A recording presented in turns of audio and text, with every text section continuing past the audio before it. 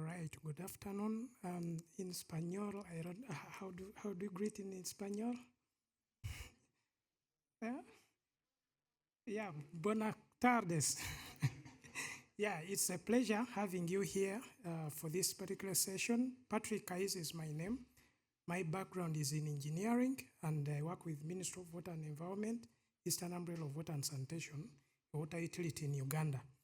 What brings us here today is a serious matter that concerns that particular subject that we're having, extending satisfactory service wash services in rural communities.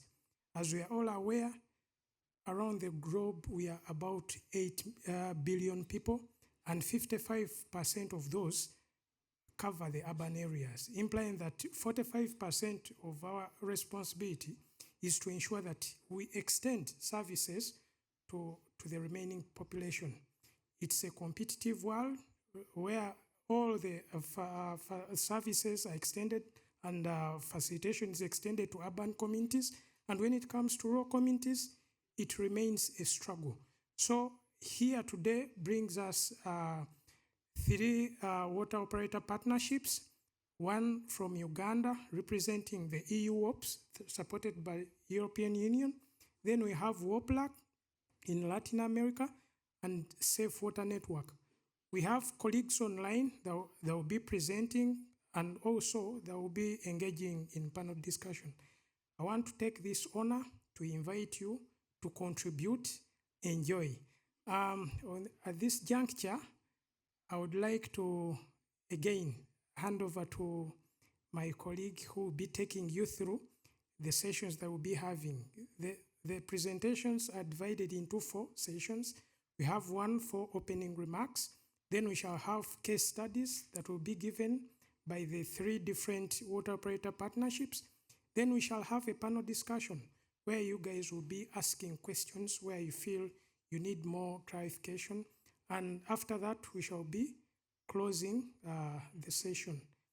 We have only 90 minutes here. We've already utilized about 7, implying that whoever is asking a question, whoever is presenting, you should kindly be mindful of time. Personnel will be in charge of logistics, whatever you need. If you need a microphone and everything, please reach out to me. Join me to invite Madame Lungi Biela from Water Aid to take on the next session. Thank you very much and enjoy.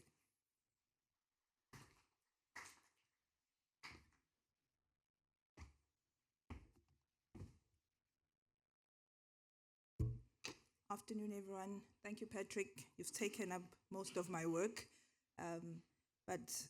Welcome colleagues to our session.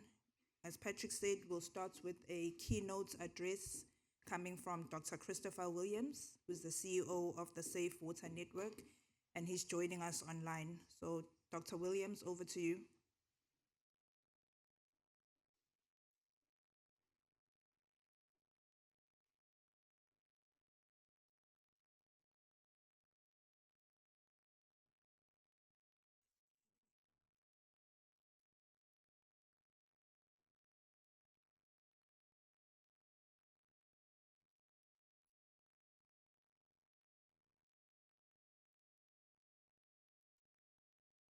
Are you there? Can you hear us?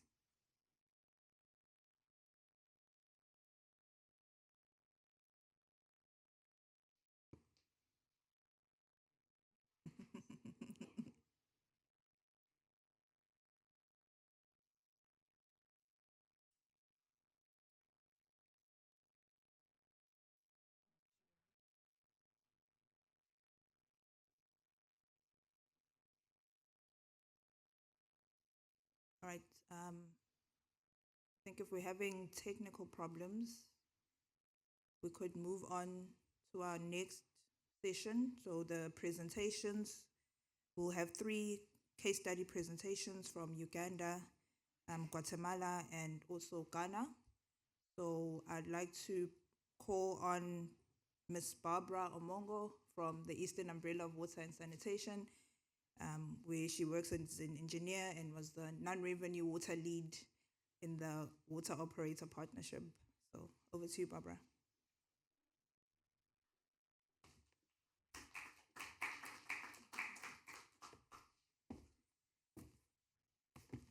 Hello, everyone. Well, to start off, I don't know if a few of you got lost in Germany the way I did on the trains.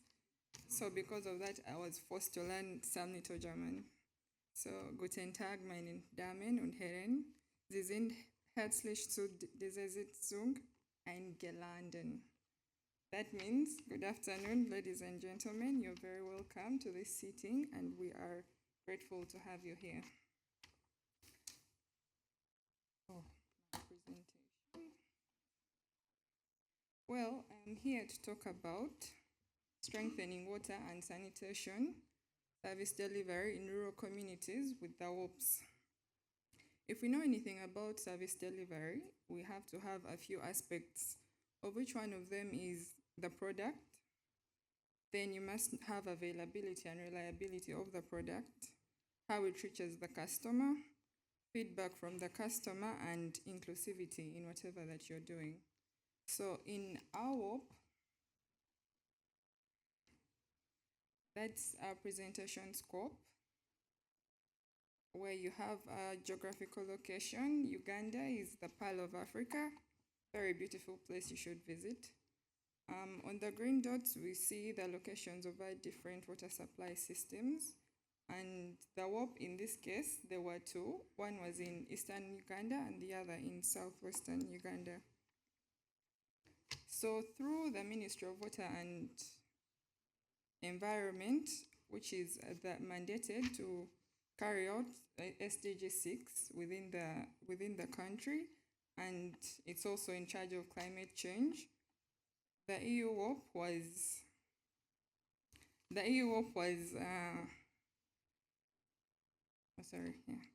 through Ministry of Water and Environment, we carried out two WOPs, one with Eastern Umbrella, Welsh Water and Water Aid, and the other with VEI, Southwestern Umbrella, National Water, and the other 5 umbrellas that we have.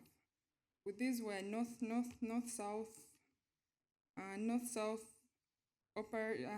partnerships, and then south-south partnerships.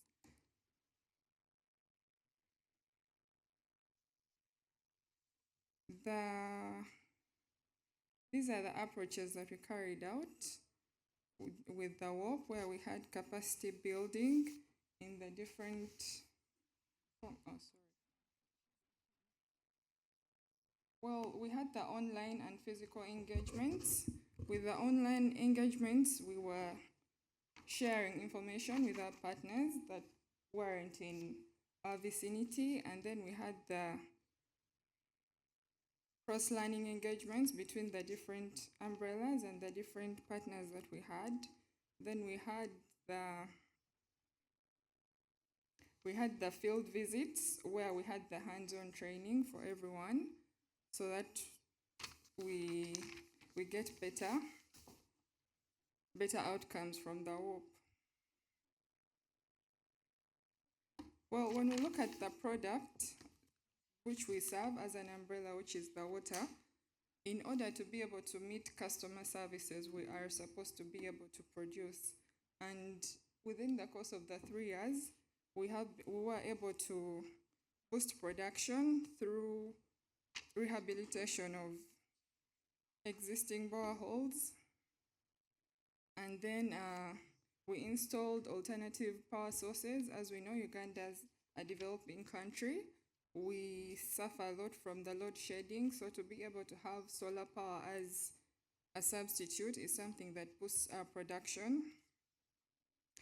Then looking at the extensions that were made during the infrastructure developments, we made about 100 kilometers of extension within the 3 years. These extensions gave us 500 new connections, and with this we were able to bring water to more people within the rural areas of the country.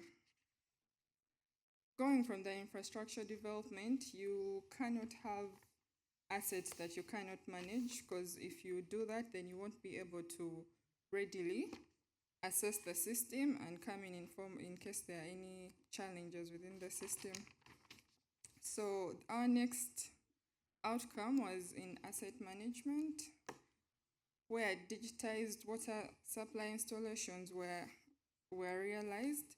here we used M-Water and MapKit, and we're able to map our systems and know where each component is, so that, okay, let me give you a backstory. Before the WOPs, you'd find that in order to reach a breakdown, like solve an issue, someone would drive like 80 kilometers just to find out what is it. Is it a pump? Is it like a capacitor that has issues? But now with asset management, before you get to the field, you already know, troubleshoot, and find out what it is that you are going to look into.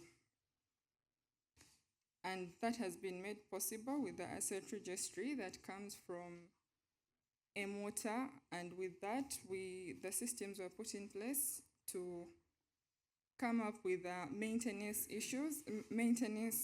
policies that allow us to do the static, that allow us to look into the static components of a system, and then also looking at the graphs from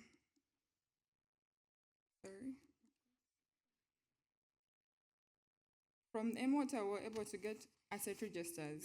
From the asset registers, we're able to partner with Citywide that is helping us with the asset management planning, where we look into the life cycle of the systems and then be readily able to change in case of anything that comes about. Then, in order to give a better service to our communities, we are required to look into water availability and reliability. So with that, we went into energy audits that allow us to know how much water we are producing, at what cost, so that we are able to maximize and give a service efficiently. So going into the non-revenue water, if we are to look at the trend, we see that in the first year of the WOP, the data seemed a bit erratic, and that did not resonate with, it didn't resonate with what we had in place. So we had to look into the data that we had and realize that the data was not consistent.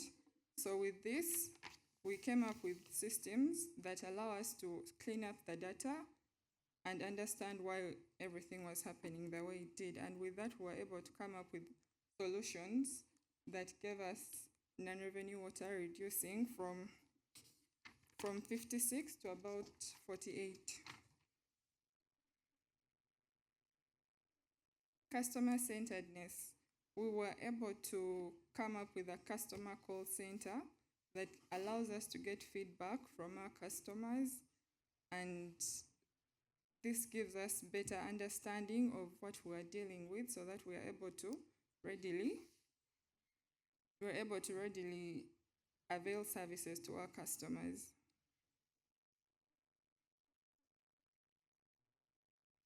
When it came to equity and inclusion, awareness and training about gender mainstreaming was carried out majorly by WaterAid to come up with a mindset change so that our communities are in the know. For example, when you ask someone to make a water bill, they should be able to know why the tariff was set in that way and for what reason and what purposes we are making these payments. Then, as we all know, as a child, there are some sayings that you are told, or a few lessons that you are taught that you never forget. Like in my country, you're told not to whistle in the night because you might be bringing a snake into the house. Well, that is more like the elders don't want you to make noise for them, but as a child, you remember this. So we took it upon ourselves to bring wash services and what wash actually means to the kids, so that by the time they're growing up, this would be something that they do not forget. So if a child went back home and asked their father, why don't we have washrooms? Why don't we have proper hanging services for our, say, plates and cups? This is something that would resonate with a parent. If a child is asking me this, then of course it is something that I have to look into. So with that, we're able to come up with wash clubs within the secondary schools and the primary schools. Then, through the strengthened collaborations and information dissemination programs, we have partnered with a few, okay, there are many, but I'll say a few because the world is vast. We've partnered with a few collaborators like Citywide, where they are helping us with asset management. And then when we have the exchange visits, we make courtesy calls to the EU delegation to ensure that we keep them in the know of what is happening within our organizations. Then soon we are going to be launching an asset management system, an IAM asset management, what do you call it, chapter in Uganda. And this is going to further improve on our asset management. Then within the 3 years we came across and we were plagued with some few bottlenecks that seemed a bit too out of the ordinary. Well, there are very many others, but these are the ones that really, really gave us hard time. We had extreme weather conditions, which is out of our control. Then we have competing demands for the limited resources. As we know, resources are scarce. Limited time, rapid urbanization, political interference, limited capacity. But in all these lessons were learned. We learned that through collaboration and knowledge sharing, we can combat the political interference, work with the political side in order to ascertain what we are trying to do. Then through continuous research and innovation for continuous improvements, we were able to solve the issues of limited capacity building, because when you push someone into research, they are automatically pushed to learn something new. Then we went into continuous community and stakeholder engagement and looking at staff motivation. I am an example. To be able to stand here today was because of this project. And without being motivated to be a part of this, I don't think I would be here. Then we went into the Global Water Operators Partnership Alliance that took place in Cairo in 2024. This gave birth to guidelines on how the WOPs should work, and with this we're able to listen to each other and see how best to execute these WOPs, and we would like to thank GWOPA for making us part of this session. Well, my appreciation goes to the European Union, to GWOPA, and to Ministry of Water for giving us the opportunity to partner up and be able to strengthen the service delivery of the umbrella. Then I would like to appreciate Eastern Umbrella, Southwestern Umbrella, Welsh Water, WaterAid, VEI, and National Water for bringing hands together to improve on the lives of the people of Uganda, especially in the rural areas. Then to our associate partners, World Bank for the infrastructure development, capacity building, Nexus Green for the alternative power systems, Goal for the prepaid meters that you bring in, M-Water for introducing us to asset registry and asset management, WUSUB for their infrastructure development, PSD Citywide for giving us time for asset management and making sure that we understand it all. And generally, would like to thank Athena Infonomics as well for data alignment through professionalization. With this, I would end with something small. In my country, when there is a celebration, the DJ will play a song. If it's a really nice song, the MC will say when a song is nice, we play it twice. In the spirit of celebration, I would like to ask GWOPA to take on this very little culture and tell them that when a project is nice, we do it twice. Thank you.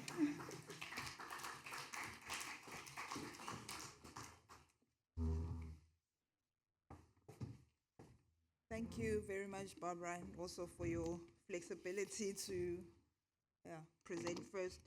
Yeah. So I believe we have Dr. Williams on the line, is ready to give us our keynote address. Over to you. Thank you, Lunji, and thank you to the organizers. I would be grateful if they could do to my two colleagues, Charles and Poonam, what they recently did for me to provide a new Zoom link for panelists, which is the only way that we can speak and have audio. Thank you very much for that. Well, thank you very much to the organizers, GWOPA, Congress, as well as the sponsors of this, largely from Germany. Thank you also for the session chairperson, Patrick, who's worked closely with my colleague Gada and Valerie to successfully consolidate what was previously 3 sessions into 1. It's not an easy task, so congratulations for that. And I also want to thank the various participants, panelists who are providing case studies and are part of the panel discussion from Guatemala, Ghana, India, Europe, and Uganda. This is excellent geographical diversification and not easy to have that range. So thanks for bringing us all on board with this. I wanted to provide some brief comments on context that we're all operating in. One is the phenomenon of urbanization, which UN Habitat is well aware of, as they're the lead for urbanization issues within the UN system, and particularly the shift that's taken place from rural areas to urban areas. That was traditionally the case in much of the world. That has shifted from rural to urban to rural to a different kind of rural. Small towns that were previously a few hundred people are now thousands, 10,000s of people, as well as the areas that were previously rural but have been engulfed by cities as those cities have expanded. They're not really urban as such, they're peri-urban, and they have similar characteristics to small towns. So small towns and peri-urban areas are in sub-Saharan Africa and South and Southeast Asia, and to some extent still in Latin America, a really important part of where we're working.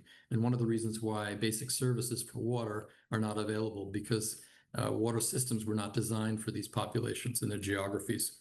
Obviously, the climate threats that we're all well aware of, extreme weather phenomenon that's affecting feast or famine, too much rain or not at all, no rain at all, 100-year storms that are taking place with a frequency of 5 to 10 years, major challenges for our systems. Also, a radically changed geopolitical environment and perception of international development as we know it. And that has had implications on human rights with the replacement of many democracies with more authoritarian regimes and authoritarian tendencies, which have really crushed human rights in the wider discussion of democracy. This is the operating environment in which we're trying to move forward with these kinds of partnerships. I just wanted to provide a bit of context. Secondly, I wanted to emphasize that I think this panel discussion, as we've just heard from Uganda, has a lot of innovation. The WOPs that are taking place there are looking at a wide range of creative approaches that bring services to these kinds of populations, not least through networks, alliances, as well as a way of trying to integrate decentralized systems of water delivery. We'll be hearing more about that, not only as we've heard from Uganda, but also in Latin America and experiences in India and Ghana in this respect. Some of the major challenges moving forward, and I'll just try to keep this simple because we have limited time, are what I've referred to before as this population that's not really met. Very rural areas with populations from 10 to 100 people, they tend to be served by most NGOs, and the major utilities, which were established 10, 15, 20, 30, 40 years ago, are designed largely for the current municipal populations. But that missing middle, that between the 100 people and hundreds of thousands of people, the areas that can 5 to 10,000, as we've just seen in 5,000 people in the Uganda setting, this is really the sweet spot. So making sure that we're in a position to design solutions for that population is crucial. Another major challenge for all systems, whether they're rural, peri-urban, small town, or major utilities, is net revenue water. This is really affecting the entire system, where we're just not able to capture the revenues from the water delivery that's supplied. And as a result, maintenance is crippled. There's just no way to maintain your operations and sustain maintenance if there's no, if 50 to 60 to 70% of the revenue is not obtained. In addition, I would say that we're all, as organizations that are interested in water supply, looking and delivery systems are looking more and more at water source and its sustainability. Climate change has accelerated that discussion, but increasingly many organizations such as ours, Safe Water Network, are not only looking at water delivery systems, but also looking at integrated water resource management, underlying aquifers, agricultural practices, the amount of water that's actually available in the long term for effective water service delivery. I will conclude by saying that I'm a big believer in peer-to-peer learning. I feel that that is important to facilitate a level of understanding. There's definitely with the water operator partnerships, this is the case. And I think we've seen that in the case that we've just seen from Uganda, but also we'll be hearing from other sessions.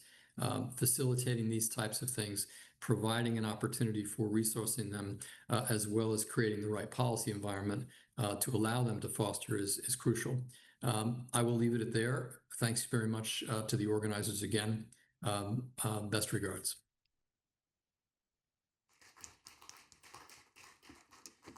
Thank you very much, Dr. Williams, for providing that challenging context in which our organizations that we are profiling in this session work in.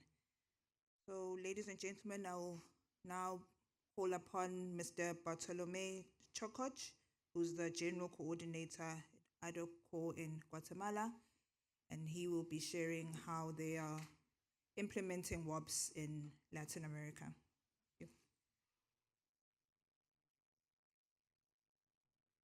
He will be presenting in Spanish, so if you've got your translators ready.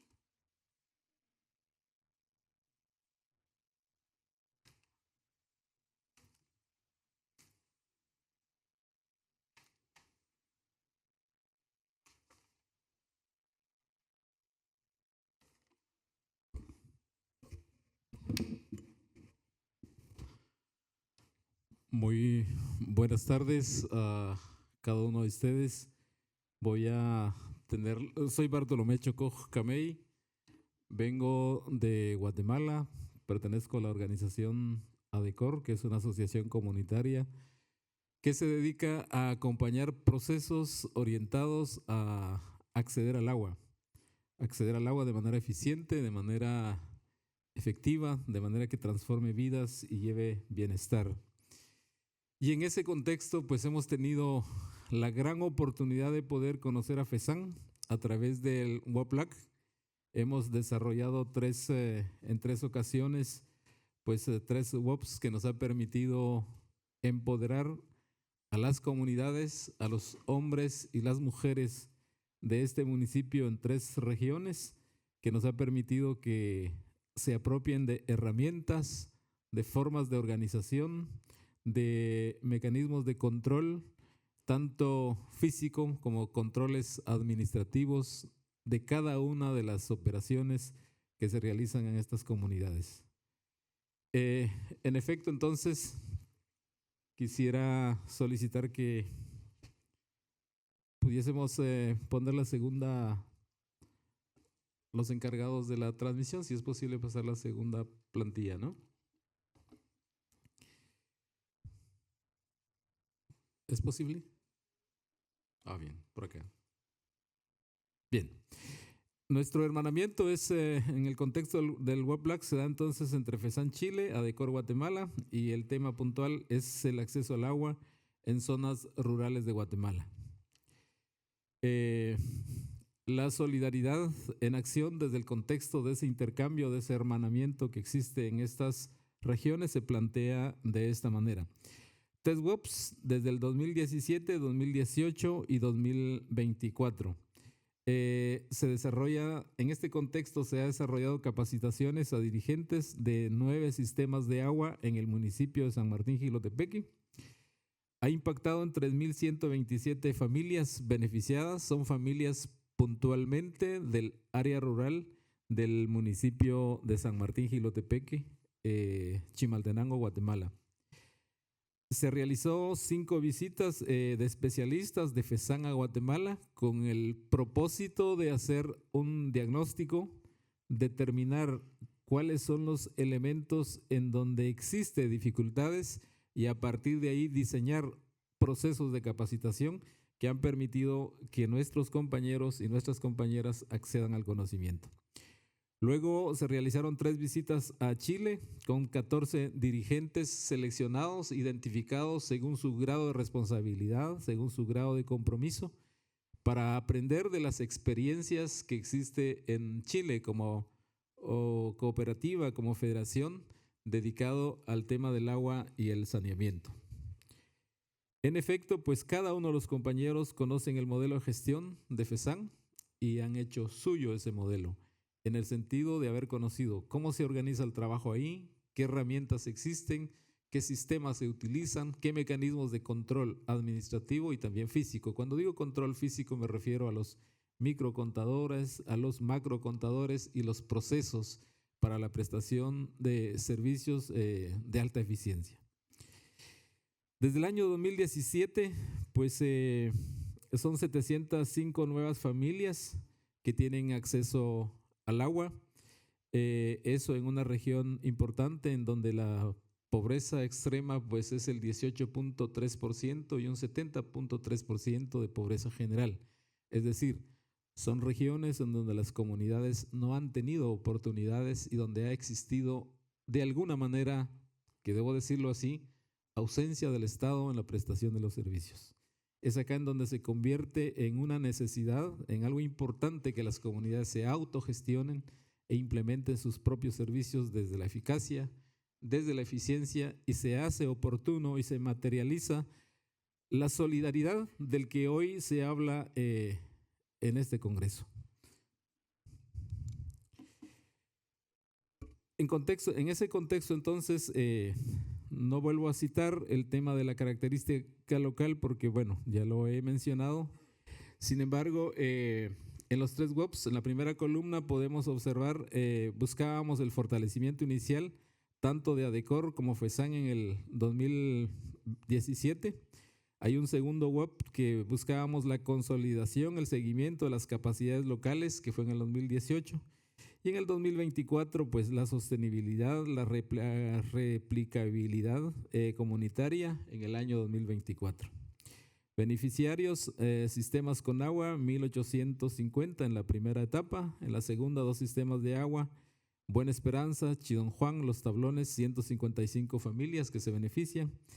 Y luego en la tercera etapa, pues buscábamos que los sistemas de agua pues tengan nuevas ampliaciones y que las organizaciones de agua y saneamiento pues fuesen más fuertes y se consolidase el número de beneficiarios.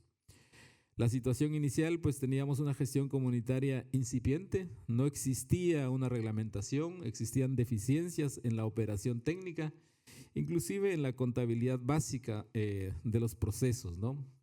Tomando en consideración que son organizaciones en donde no vamos a encontrar profesionales, sino autodidactas, personas que han ido teniendo un grado de formación no universitaria. Entonces también el conocimiento administrativo es dificultoso en aquella región. Por lo tanto, el acompañamiento es necesario. La situación actual, pues se establecieron reglamentos, roles, registros contables, capacitación básica, administración, mantenimiento de los sistemas de agua y se mejoró la infraestructura administrativa. Nos acompaña acá Marcelo, que quisiera pedirle que se ponga de pie. José Marcelo Estrada es uno de nuestros líderes con quienes empezamos en su momento a trabajar.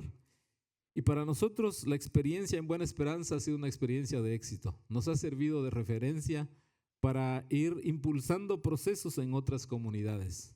Ellos no tenían acceso al agua. Hoy tienen 2 pozos mecánicos.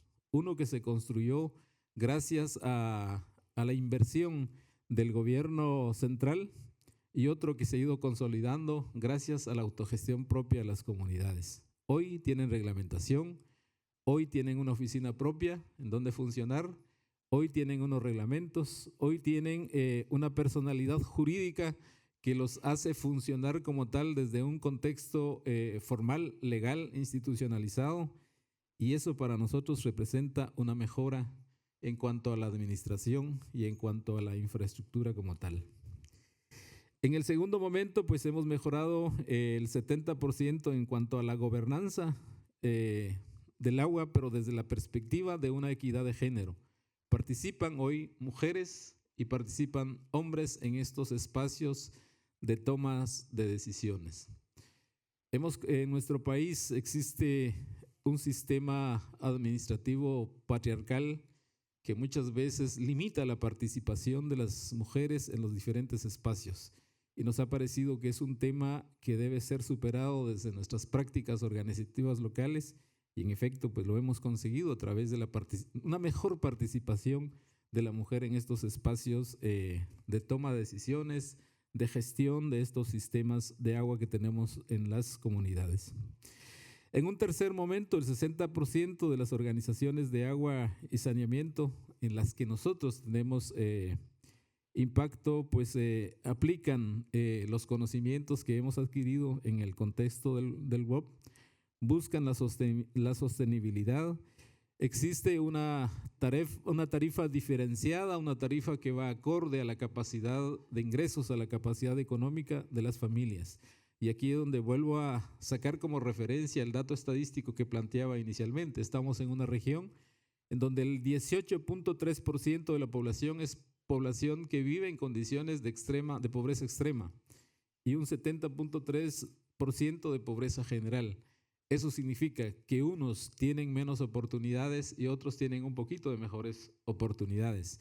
En ese contexto también debemos ser pertinentes en el sentido de que las decisiones, nuestros procedimientos, inclusive la forma de trato tiene que ser de una forma equitativa, porque eso es justamente la solidaridad, entender la necesidad del otro para poder ir generando condiciones de bienestar y desarrollo de la comunidad.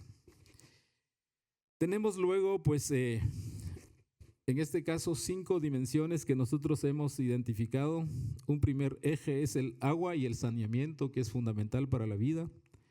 La gobernanza y una buena organización comunitaria es importante para acceder al agua. Bien. Luego, la inclusión social y la equidad, que es importantísimo, el medio ambiente y la resiliencia, que también es importante desde las comunidades, y el desarrollo económico local. No podemos hablar de una calidad de vida si no se crece económicamente.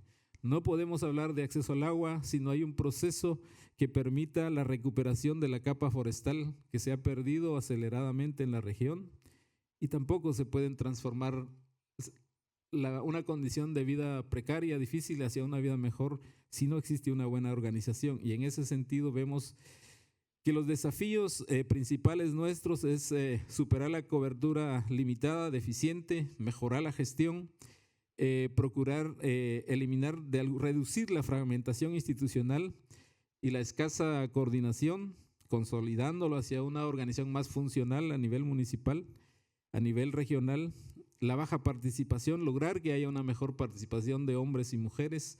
Desde la deforestación, pues recuperar los bosques que se pierden porque son fuentes también de producción de agua. Por otro lado, el desempleo, la migración, la baja diversificación productiva, pues debemos generar empleo, debemos generar formas de producción para que la población tenga una mejor calidad de vida. Las acciones concretas y verificables que nosotros nos planteamos como proceso para el año 2025-2029 es la implementación de sistemas de organizaciones comunitarias de agua y saneamiento. Queremos rehabilitar fuentes y nacimientos, instalar plantas de tratamiento de aguas residuales en las comunidades, en la región, capacitar a los líderes comunitarios, crear registros municipales y comunitarios de los sistemas de agua rural, fortalecer los comités, crear una especie de red municipal que permita apoyar técnicamente en temas de agua, realizar asambleas comunitarias que permitan mejor y mayor participación. Es importante para nosotros una escuela de liderazgo femenino rural en más de 10 aldeas, crear brigadas juveniles que apoyen el tema de la recuperación del medio ambiente y sobre todo es importante también contar con algún fondo que permita ir desarrollando procesos como los que hemos venido impulsando. El tema de la educación es importante, el tema de crear empresas microrregionales que gestionen el tema de los residuos también es importante, porque el agua va relacionado a varios elementos importantes en la comunidad. Y para eso, pues la metodología enfocada desde ADECOR, FESAN y WOPA nos parece importante desde una perspectiva de la planificación, el empoderamiento y bueno, con el fin de garantizar pues el agua segura para alcanzar la gobernanza, para consolidar la participación de la ciudadanía y para alcanzar pues que nuestro municipio sea resiliente, verde y protector del agua. Esa es la razón por la que estamos acá, para compartir esos éxitos que al final se convierten en una alegría porque permiten que de alguna manera se alcancen los objetivos y el bienestar comunitario. Finalmente tenemos acá pues, esta reflexión final que pensamos que cuando el agua une a los pueblos, la cooperación se convierte en esperanza y el desarrollo deja de ser promesa para hacerse realidad. Acá hay una semilla de realidad, hay una esperanza que hemos plantado en nuestras comunidades y nuestro mejor deseo es que siga siendo un espacio, un momento de bienestar para el desarrollo de nuestros pueblos desde el contexto del aporte que hace WOPA y WOPLAC en América Latina. Muchas gracias por este espacio, pues me quedaré para las preguntas correspondientes. Muchas gracias.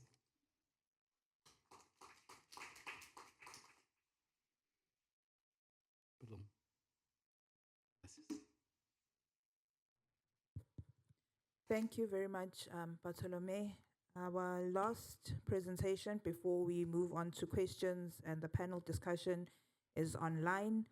So if we could have Mr. Charles Nimako, who is the country director in Ghana for Safe Water Networks.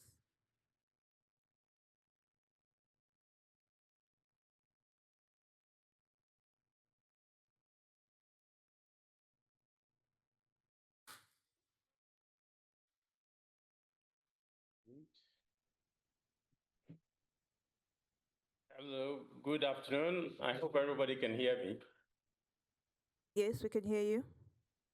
Okay, all right.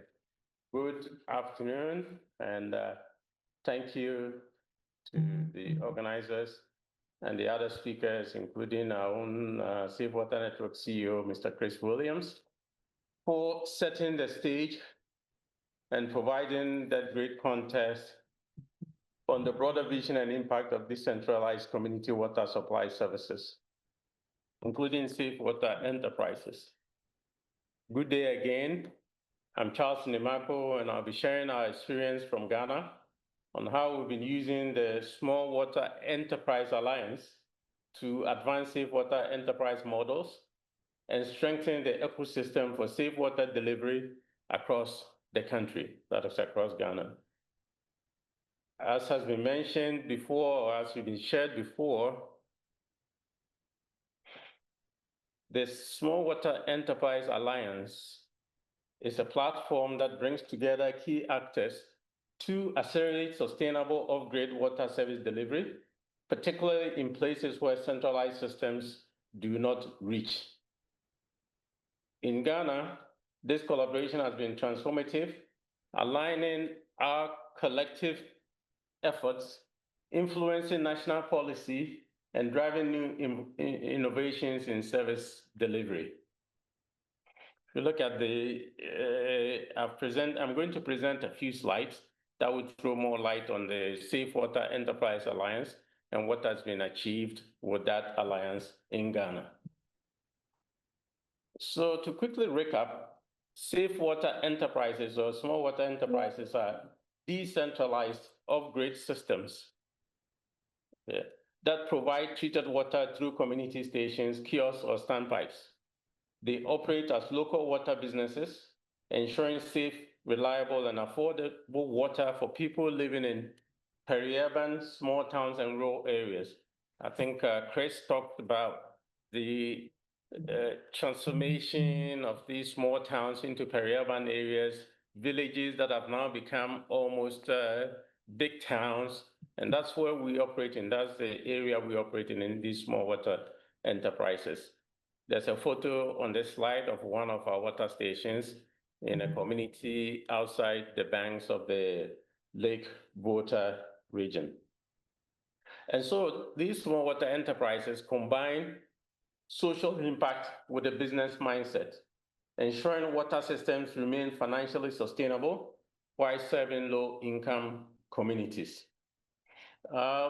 When we say that they operate with a business mindset, basically it's like running these things like a small utility, like a small business in the community, presenting financials, monthly financials, setting targets, monitoring cash flow, introducing efficient operations into these operations, and basically tracking the performance and sharing them with the community and with the society at large.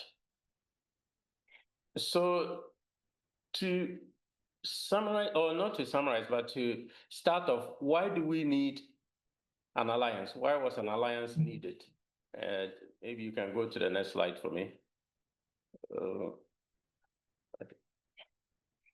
Why was an alliance needed? The alliance was needed because small water enterprises face barriers to scale.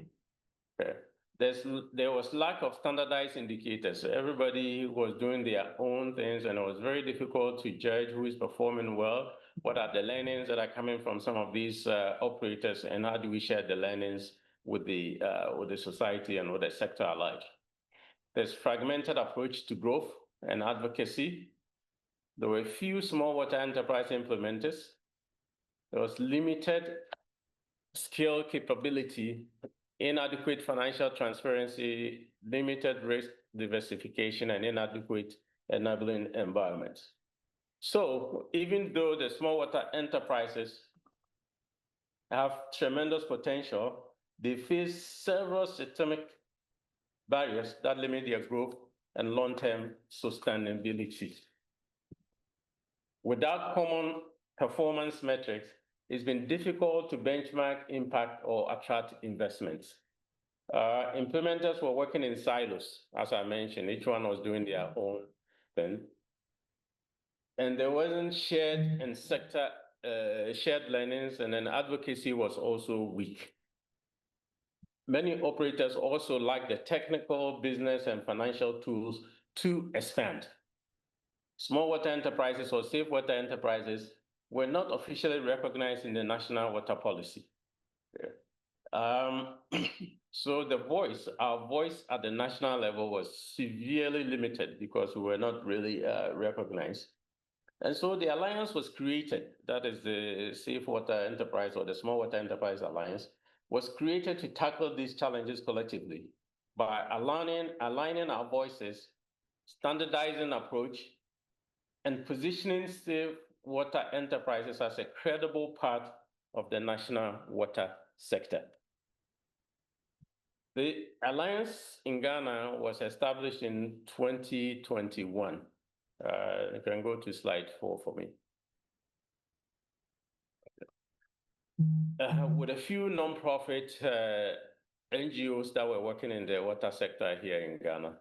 We all operate, our footprint is in all the 16 regions of the country. That is the Small Water Enterprise Alliance. Cumulatively, we provide water, safe water access to about 2 million people. We have a consultative group, working group, and a secretariat. So there's some names of some of the organizations that are in the alliance, including Project Magi, of course, Safe Water Network, Saha Global, and others. The Ghana Alliance is part of a broader global effort with a similar platform established in India, Safe Water Network India. And I believe my colleague Poonam could share insight from that experience when she talks about the alliance in India, or when she makes her presentation on the India business. What are the key achievements of this alliance that we've put together? And one of the biggest achievements has been securing formal recognition of the small water enterprise in the Ghana National Policy, which was launched in April 2024, As I mentioned earlier, our voices were not being heard. We were not being recognized as part of the discussion on the direction of the water sector in Ghana. Our biggest achievement now is that we have been officially recognized as a key participant or a key contributor to the provision of water services in the country, and that has been captured in the Ghana water policy that was launched in April 2024. This policy milestone means that small water enterprises are now fully integrated into national planning and regulation. We have mobilized joint ventures or joint investments, let me put it that way, expanding water services. For example, through this alliance, Safe Water Network and World Vision co-financed a new water station in 2021 that provided water access to over 5,000 people in one of the communities in the rural regions of Ghana. Beyond infrastructure, this partnership has also helped strengthen World Vision's operational capacity in small water enterprise approaches. We've also facilitated peer-to-peer learning, providing training for organizations like World Vision, the Community Water and Sanitation Agency, which is the government agency responsible for providing water and sanitation in the rural areas of Ghana. And through the alliance, through our meetings, which we convene periodically, we also share learnings. Our digital platform, Safe Water Network, we created our own digital platform in-house, and that platform is being used by organizations like World Vision, Project Magi, Easy Water for Everyone. And the key achievement of this platform or this digital platform is using technology to reduce non-revenue water. That is integrating operational data with prepaid payment systems, real-time monitoring of performance, and things like that, and ultimately reducing non-revenue water for these water systems. Now, we have also been able, through our recognition, we have an annual reporting arrangement with the Ministry of Works and Water in Ghana. Each alliance member submits annual data, which feeds into the government sector performance report. This is a huge step for transparency and coordination. Safe Water Network in Ghana has also been nominated through our work with the government, has been nominated to represent the private sector on non-state actors on the boards of 2 state institutions. That is the Ghana Water Company, the Community Water and Sanitation Company, which is a state institution that provides water for the rural areas, as I've already talked about. Safe Water Network, through the alliance, has been able to put 2 representatives on the board of these organizations. We've also put a representative on the board of the Water Resources Commission, which monitors and regulates the use of water, abstraction and things like that. And as I talked about, our digital platform, which uses prepaid meters, which were initially developed by Safe Water Network, has been adopted by other members. So there are a lot of benefits that are coming from this alliance. And as the number of operators grow and number of operators join the alliance, now we even have non-small water enterprise operators joining some of our meetings because they would like to know what we're doing and what are the innovations and some of the sharings that we can provide to them. The Alliance has also become a learning platform, as I mentioned. We've delivered hands-on training. We've also put out publications. We've shared our learnings. And all these are put together at our annual Beyond the Pipe Forum, which is the one big convening that we hold in Ghana at the end of almost every year during the World Water Week. So we share technical expertise, we share information, operational information, we share innovations, things that have worked for each one of our members that they would like to share with others. So we don't repeat something that we're thinking of doing, but we know that has not worked very well for one of our members. So it's a collaborative function, it's a collaborative organization or setup which has served the sector very well. Now, looking forward, the Alliance is entering a new phase that's focused on formalization, expansion, and deeper partnerships.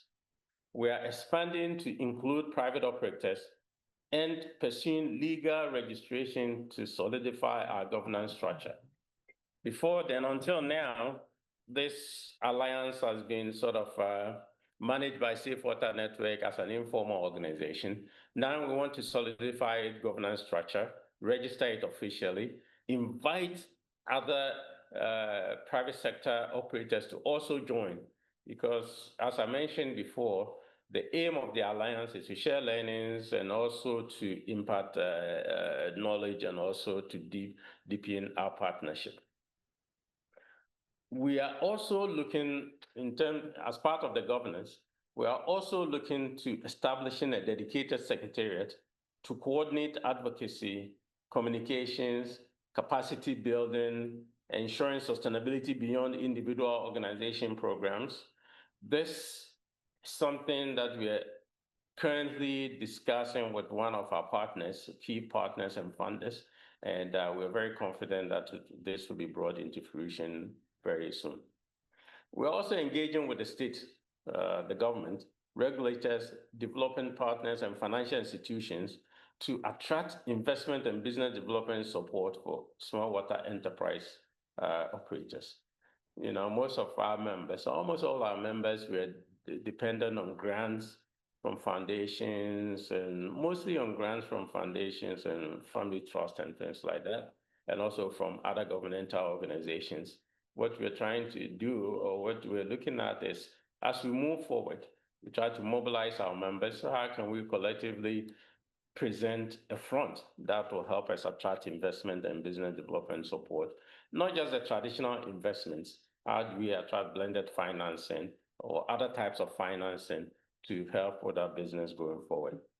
And lastly, by aligning reporting and standards, we're helping the water sector minimize duplications and move forward to universal access to one community at a time. I think once we have these standards and the Alliance is leading the way in that, we can all set up standards and then we can all follow. For example, during the COVID period in Ghana, the government mandated that water should be free to all the communities.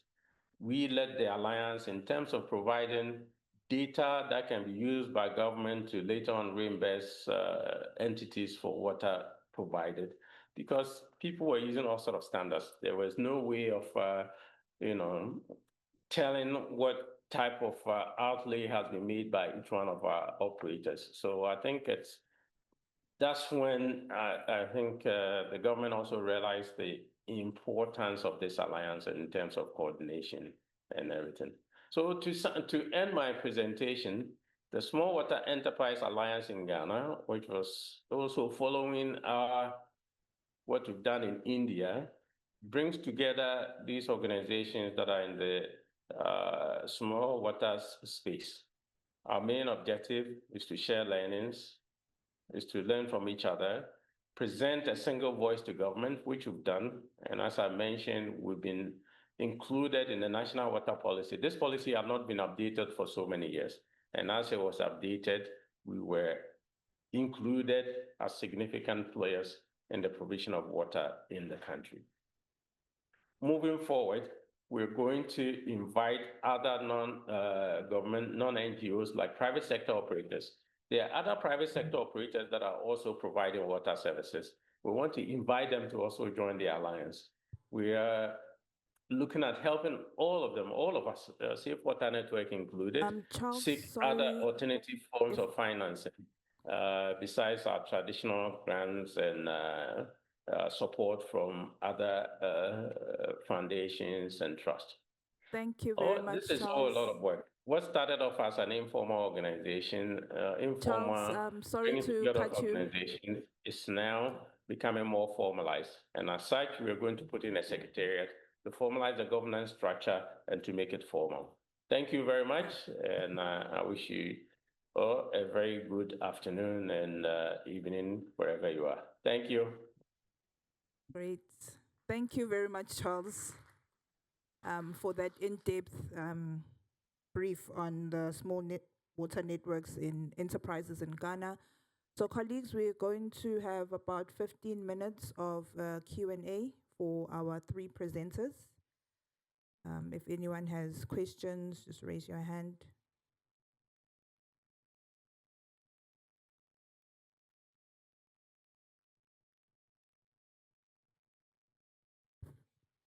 Sí, muchas gracias. Es un placer estar aquí. Soy hondureño, parte de la región centroamericana, también miembro de WOPLAC y GWOPA. Nos llena de mucha satisfacción estar aquí y ser parte de la representación latinoamericana. Para Bartolomé, considerando el éxito de este WOP, comunidades de Guatemala, con el acompañamiento técnico de FESAN y por supuesto con el auspicio de WOPLA, que GWOPA y todos los quienes apalancan financieramente estas organizaciones, considera que a nivel centroamericano podría replicarse este modelo y evidentemente considerando que en Centroamérica, comparado con las regiones de otros continentes, estamos hablando de una región pequeña, con características similares, considera que podría ser una opción para replicarlo en el resto de los países de la región, evidentemente con el acompañamiento que se tuvo en su momento con este WOP. A ver, no sé si me escuchan, ¿verdad? Bien, desde nuestra perspectiva, creemos que haber conocido a FESAN en alianza con ADECOR y haber participado en estos WOPs, 3 WOPs, ha permitido el chispazo, como decimos ahí, ¿no? Sembrar la semilla. Y en ese mismo contexto, en ese mismo orden de ideas, consideramos que es importante ir replicando esto. Sería importante, interesante fortalecer la alianza con los otros países hermanos que existen en la región, con Honduras, con Costa Rica, con El Salvador, y que podamos ir multiplicando estos mecanismos de aprendizaje. Y en ese contexto es importantísimo el acompañamiento de IWOPA. Creo que tenemos una ventana de oportunidad y lo que habrá que hacer de aquí en adelante, uno de los desafíos es articular y fortalecer mejor esas relaciones interpaíses con el acompañamiento obviamente de IWOPA y WOPLAC. Muchas gracias.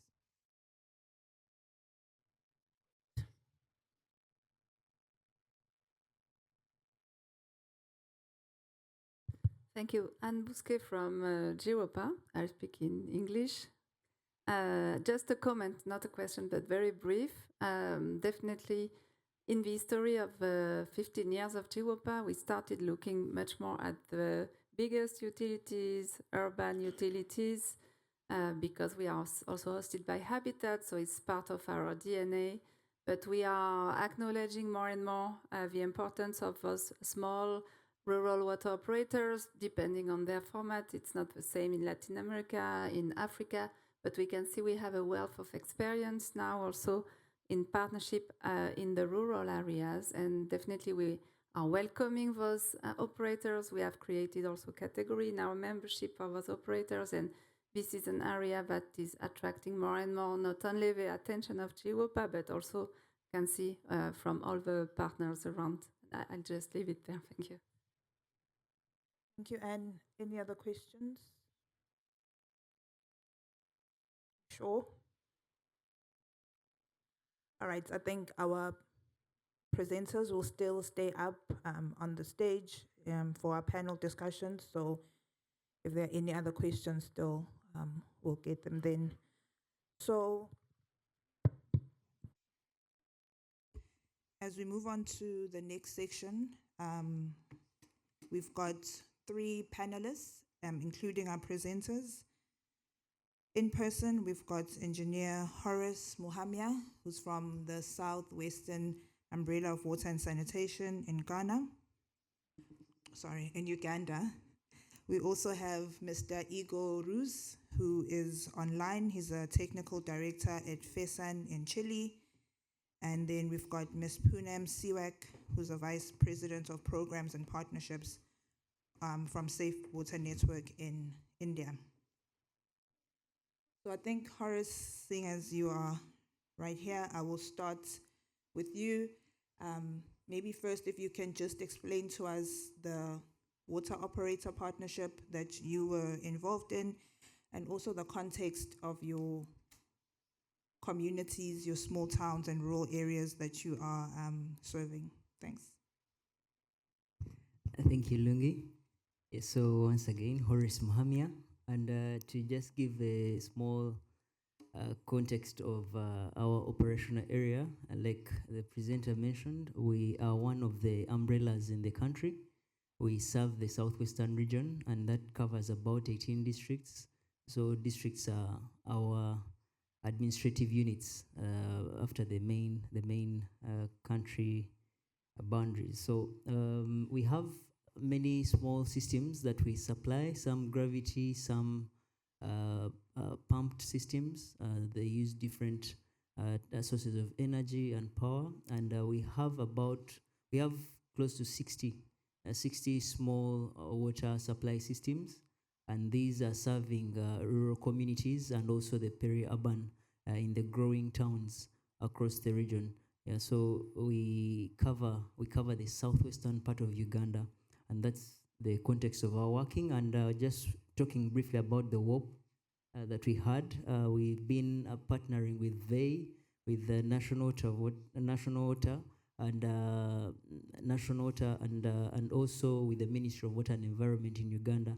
So that partnership has been running for the previous phase, and we've had a lot of cross-learning, both, like we mentioned, north to south, but also south to south, and encouraging more of the peer-to-peer learning across the different utilities. Yes, thank you. Great. Thank you, Horace.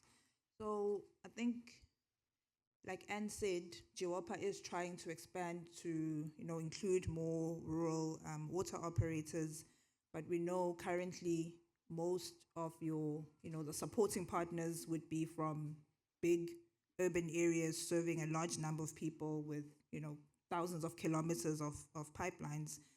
So in that case, when there's a supporting partner who's a bigger utility serving urban areas, and you are the resident partner, how do you overcome those operational and institutional differences to be able to effectively implement the WOP in the small town?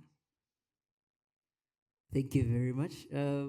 Well, yes, very evidently so, because partnerships, we are having different organizations with different people with different backgrounds coming together to have a common vision and a shared objective. So definitely we have these different outlooks of things, the different cultural orientation.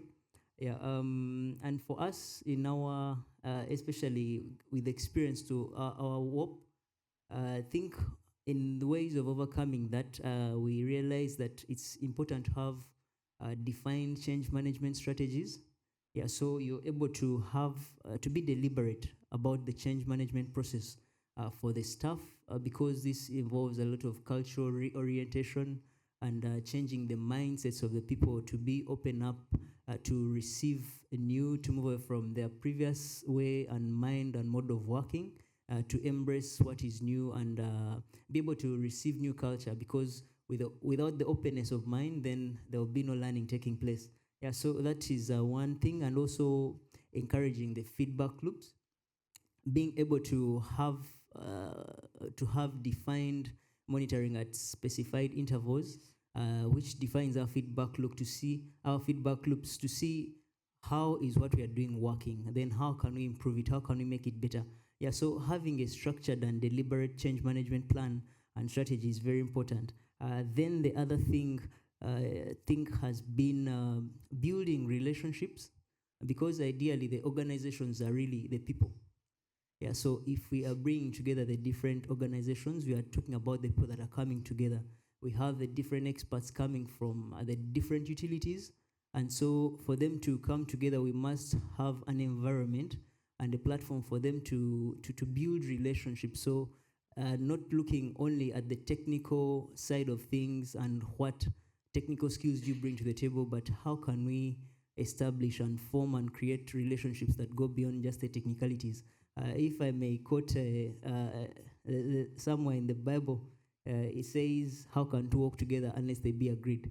So, meaning for them to have, for people to have, to work together, to work in this partnership, there must be a place of agreement, and that place of agreement is the vision. So the vision must be shared, and once it's shared, we have a cause to have a relationship. So we have a reason to have a relationship. So I think those are the two things I might highlight on this. Having structured change management strategies, but then establishing relationships which build trust. And then this provides the environment to learn and to uptake the new. Yeah. Great. Thank you very much, Horace. I think I like the Ugandan style teaching with sayings and little tidbits. So, yeah. So we'll move online to Mr. Igor Rus. Maybe if you could start also with sharing with us your context in which you come from around the WOP, and following that, just share briefly any specific success stories from your WOP experience that demonstrates improved resilience and efficiency in the service delivery based on your interactions. Thanks. And he'll be answering in Spanish.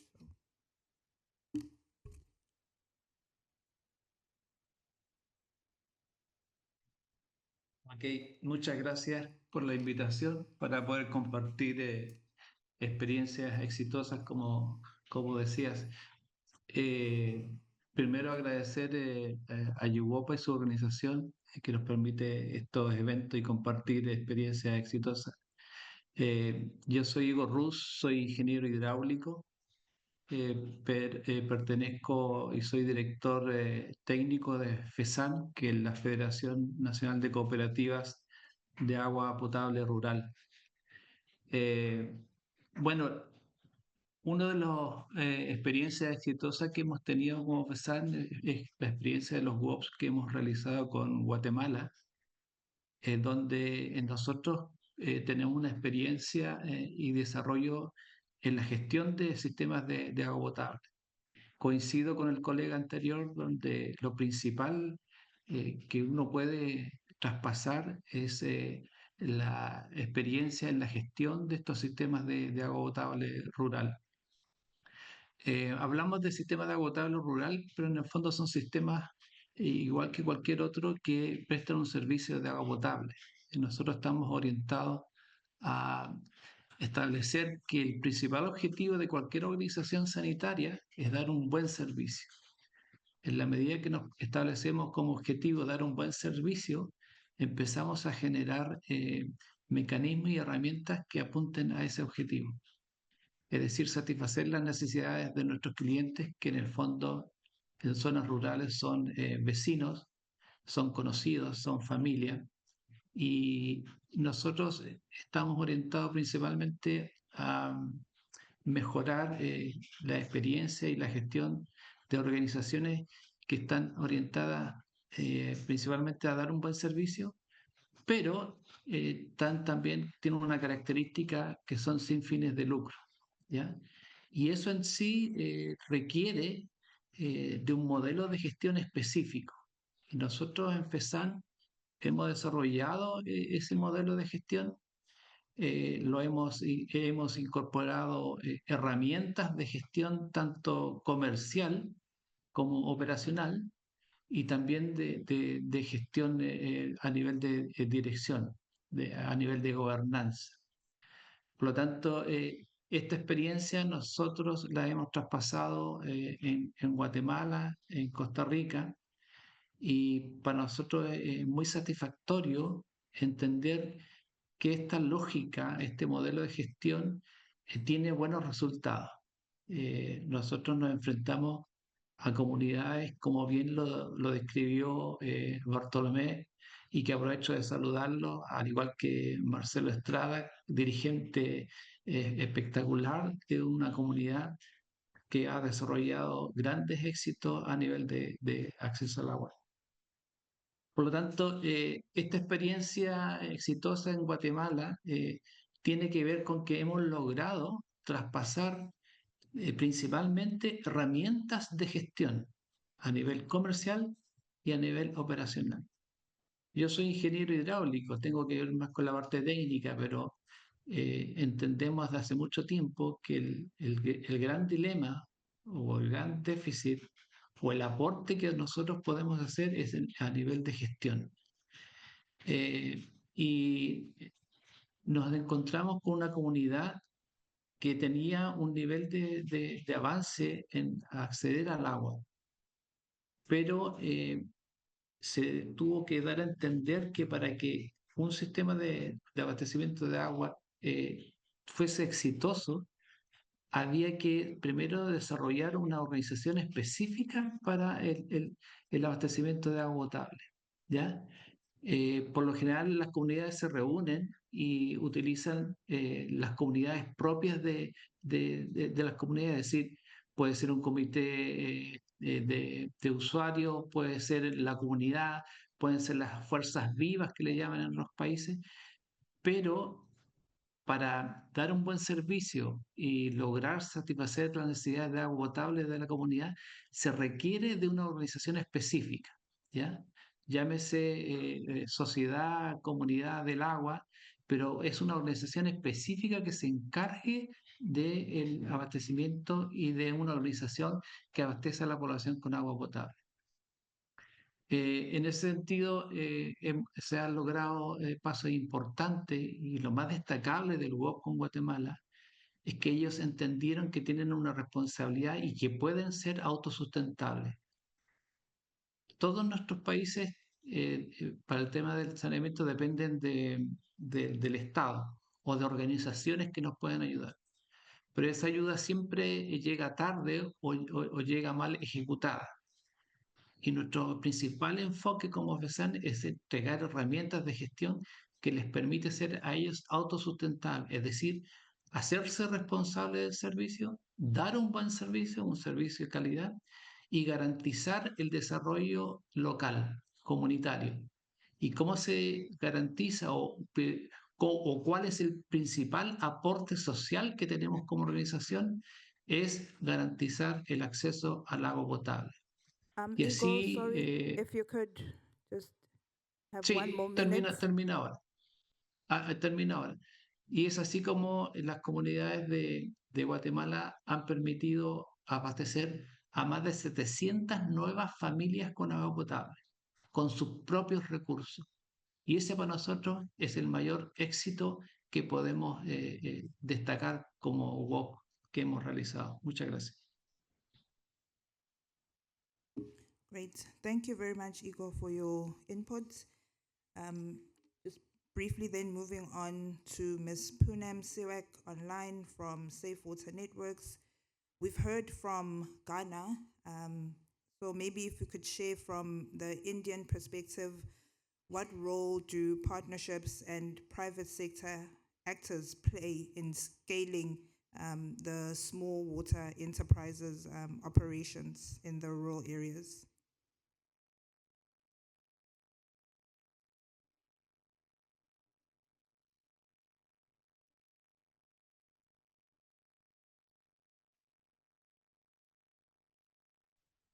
Está muteada, pana. Can you hear me now? Yes, we can. Yeah.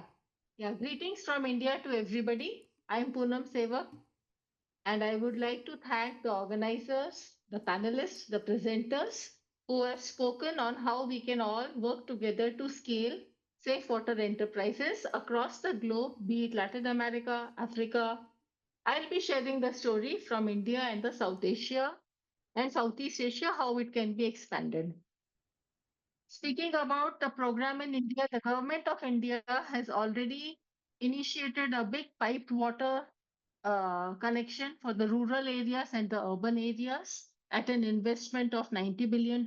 We all know India is a very big country with 1.4 billion population. The government estimated that despite doing all the piped water connection, there will at least be 10 to 12% of people who will be beyond piped water. And they made safe water enterprises, the decentralized water enterprises, as complementary to the piped water. So it exists in the policy of the government. Safe water enterprises have proven their capability, especially during the COVID, during the climate change, and also being the affordable water for the normal consumer who's traveling or in the place of high footfall areas like hospitals, heritage cities, monuments, railway stations. So in India, you will find safe water enterprises almost everywhere. As an example, I would like to share in the state of Haryana, there is a water ATM at every 500 meter where people can collect water in their drinking water in their own water container. So, what were the regulatory requirements that the government had to look into? Working in the sector from 2013 to 2023, over the last 10 years, we worked that we are able to improve the position of safe water enterprises along 5 criteria. What are these 5 criteria? We call them SOFI, the social, operational, financial, institutional, and environmental. If we cover all these 5 elements, we are able to scale safe water enterprises so that they are sustainable and serve reliable water. The first thing which we understood was the mortality of the safe water enterprises because they'll be having a lifespan of very small lifespan, 8 months to probably 2 years. What did the Indian government do? We mainstream the policy so that the public, which is the government, gives approvals, permits, and does not delay the delivery of the physical infrastructure. So each city, each rural village is decentralized and authorized to set up their own water enterprises. Tenders are floated by the government, and as tenders work, L1 gets the order and the funding. Funding for safe water enterprises is challenging because there are various models, there are various technologies. So there is a lack of tailored financial instruments. Some of the funding comes from the government, some comes from the philanthropic organization, some comes from the corporate 2% profit after tax regime, which the government has set up. Other funding processes are the green bonds, blended finance, community investments. Third comes the institutional part. Institutional strengthening is very important because the safe water enterprises are operated by semi-literate people. So how did we do it? We ran a program called as Water Aunties. I'm sorry, which were the Poonam, if you semi-literate. could wrap up in 1 minute. I will do please. that. Thank you. Yes.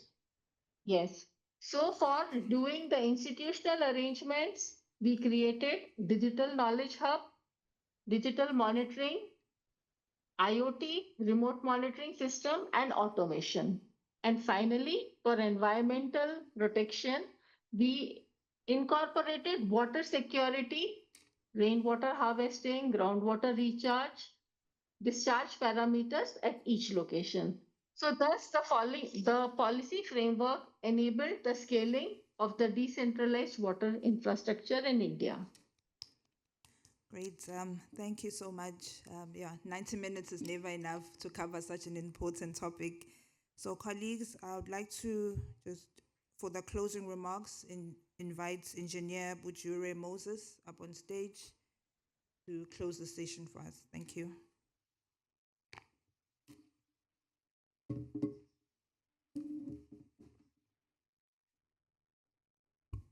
Thank you, Lungi, and everybody in the room. Good afternoon.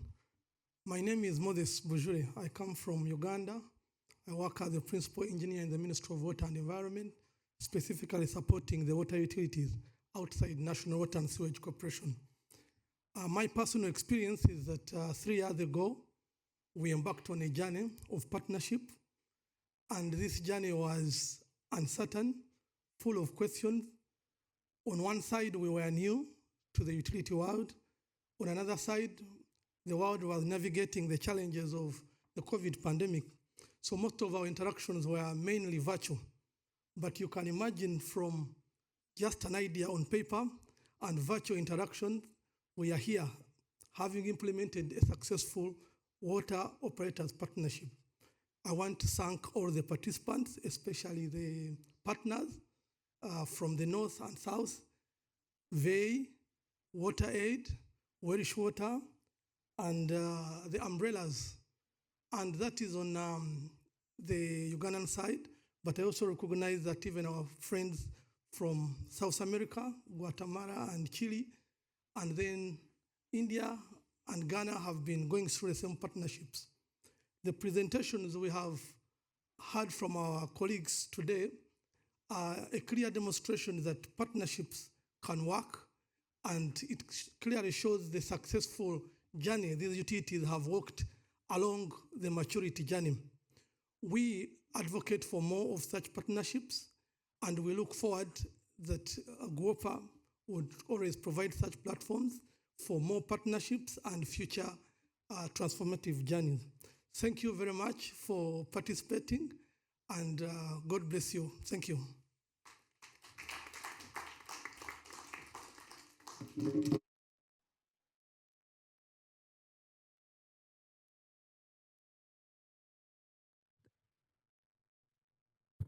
Thank you very much, everyone, for staying till the end of our session. It's been great. Have a great day further. Get a photo with all our presenters, please.